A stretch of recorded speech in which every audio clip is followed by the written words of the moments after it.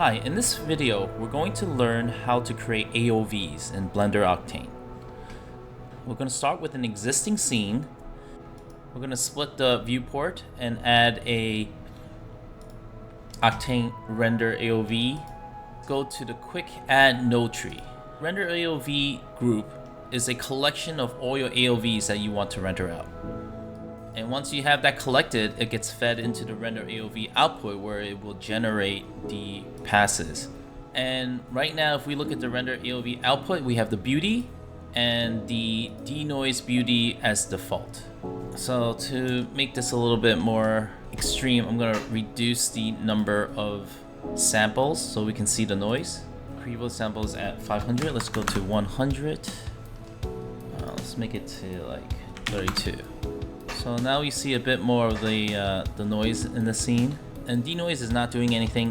That's because we have to go to the information panel with the N key, go to Octane, and go to image viewer. Scroll down to denoiser and activate it.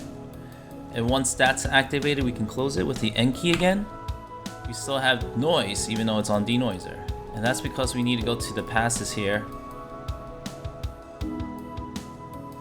And instead of using classic render passes, we're gonna use render AOV node graphs and bring in the node tree.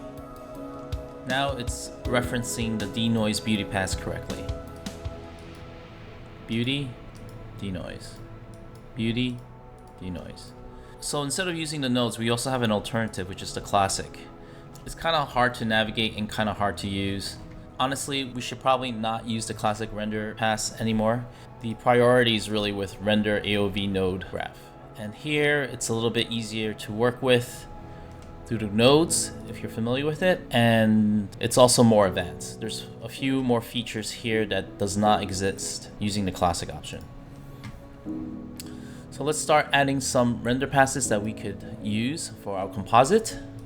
I will stick with the basic beauty pass without the denoise. So I'm gonna deactivate this so that the viewport can work faster and use less RAM. And let's go with the AOV1. So what do we want to do with that? I'm gonna add in a beauty denoise direct. Then I'm gonna add a indirect.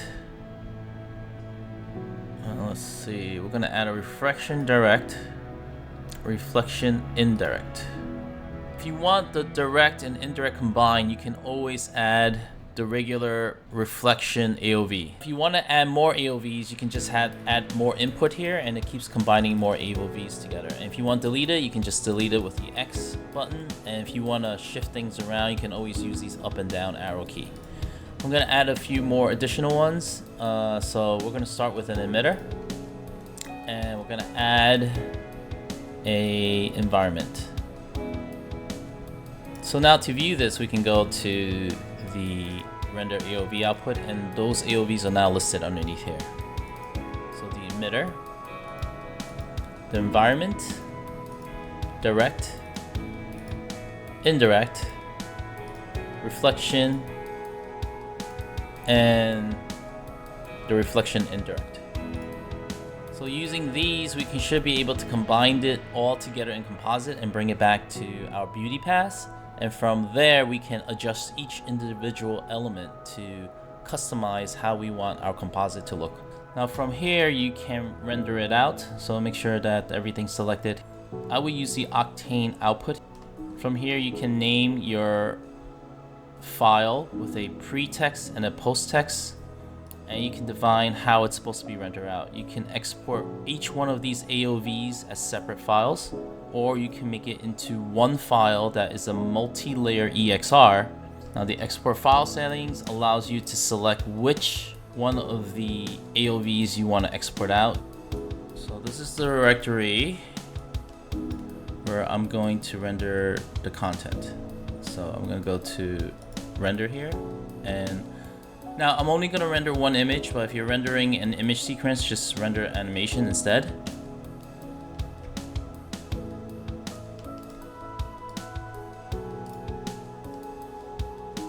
And once you render that, all the passes have now been rendered out into my test folder. And after this, we're going to go into the compositing section of Blender Octane and see how we can combine these render passes together. See you in the next video.